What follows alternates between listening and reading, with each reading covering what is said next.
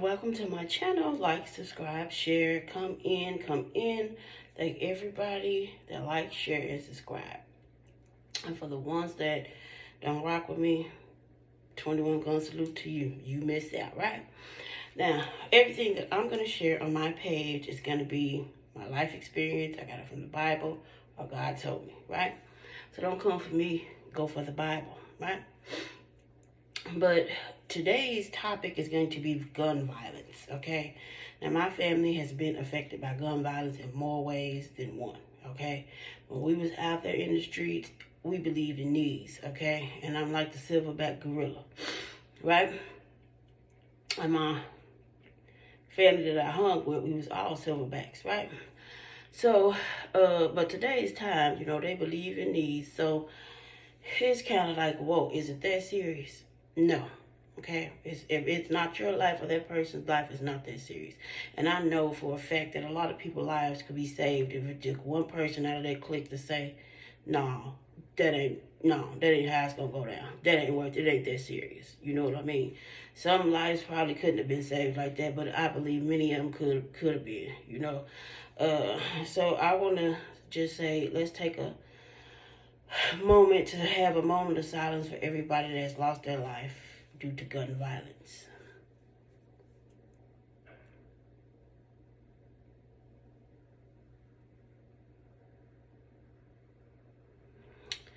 Now, again, my stories are based on my true story, and for the parts that I was not a witness to, I'm going to say alleged, okay?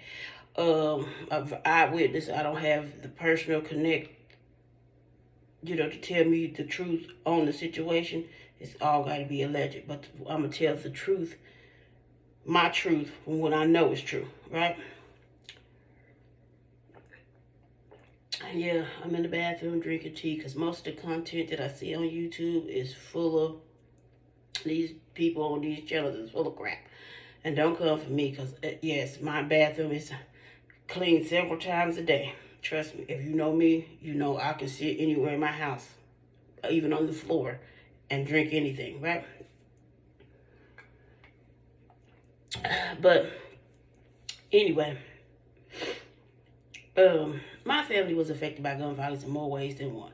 When we was growing up, we was in the streets, we got shot at. Well, my cousin got shot at. We started running through the alley, so they could have hit any one of us, And we wasn't really on that back then, my mind wasn't really click like it is today, because boy, thank you God. Anyway, now my cousin was shot several times in his back. I won't release the number of times that he was shot because I think that's for the police and him to know, and the dude that did it is now deceased. So, but he almost lost his life. He had to stay in the hospital. By the grace of God, he didn't. And my cousin wasn't about that life. Now, he fought, but he fought for me and putting their hands on us, the females in his family. Other than that, he wasn't a confrontational person. He was a real cool dude. He got along with everybody. He was from the church. His daddy was a pastor. We was from the streets, but he really wasn't. So he really was hanging out. But he really wanted to hang out so he could protect us too, So,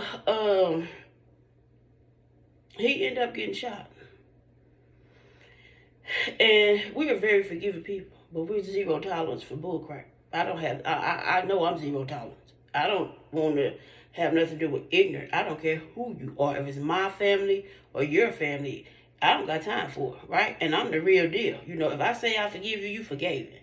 If I say it's cool, we cool. You know what I mean? But what I do know is once you make an enemy, no matter who it is, you got a lifetime enemy. So, you can tell people y'all cool all day long, but you will forever be certain people's enemy, right? And I'm okay with it, But I ain't hold no hard feelings or no grudges towards nobody. I forgive everybody because that's what the good book tell me to do. And the Lord is my shepherd, I shall not want, right?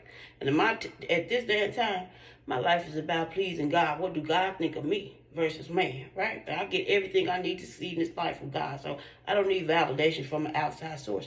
I never have, but in my later years, I really never don't. No, and won't, right? So he gets shot. And, the family didn't retaliate, because we all grew up in church, for real, and we just believe in, God to handle certain things. Now, if we was in a killed be today, if I was in the streets today, ain't no telling what I'd be doing. If I grew up in the streets today in this era, the way I like to fight, and if I got to be best at everything that I do, so I can't say what I would be doing. I didn't grow up in this era, so it's kind of hard for me to say what I would and would not do. It's a lot of people that can speak on the things that they wouldn't and would not do when they ain't never walked in a person's shoes, But what I found a lot of times, people that do that, once they walk in that person's shoes, they do the same thing or worse. So sometimes it's just good to be quiet, right?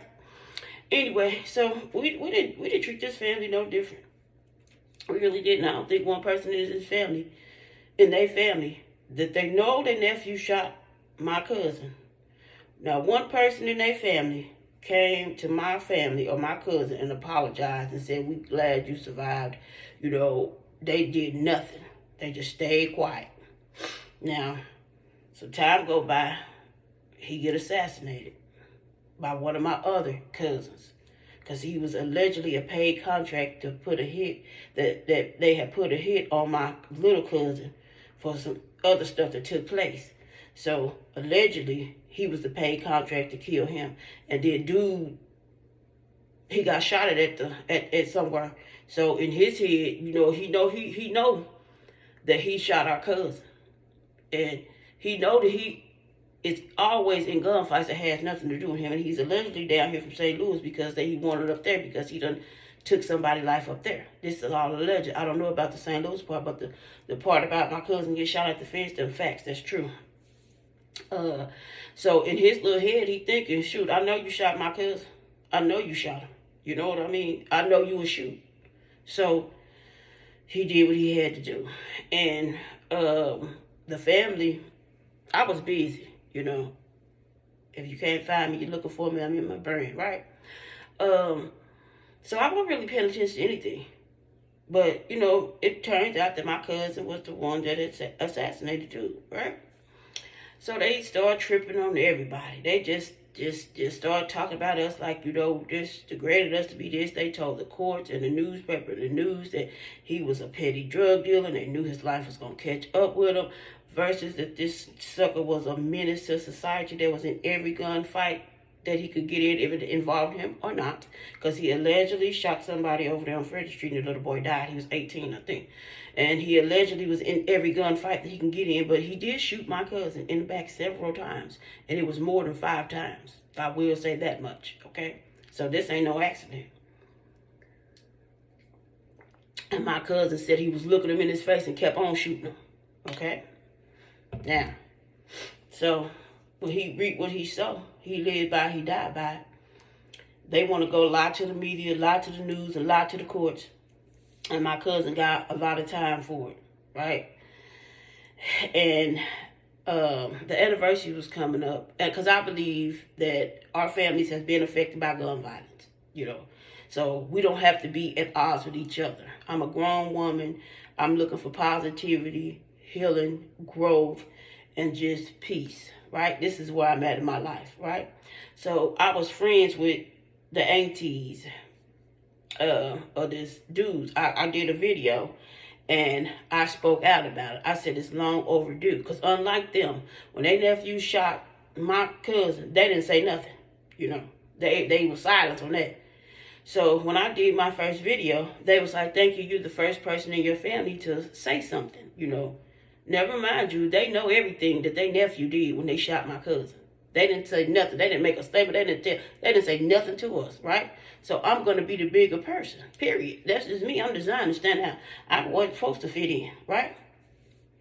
So we become friends, and the anniversary come up, and I'm cracking a joke because my family said that I blew my relative appeal because I got on Facebook and spoke about the case.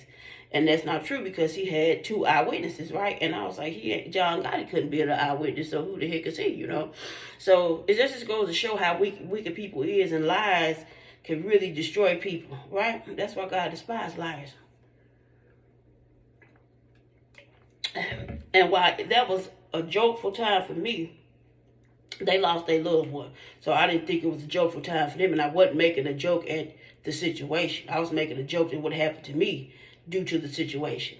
So I asked them if they wanted to speak out on my page, because my page is called The Whole Dang Truth. You know, we can come here, we grown, we can respectfully sit down and get it off our chest. And I'm thinking it's bigger than us, and it is. And my mission is to show people that we can come together.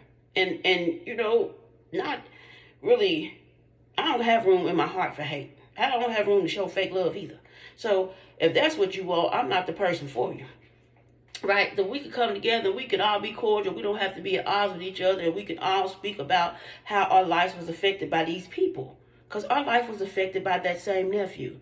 By the grace of God, my cousin didn't die. But he did everything it took to take him out of here. It's just God saved him. You know, they said nothing. Part 2.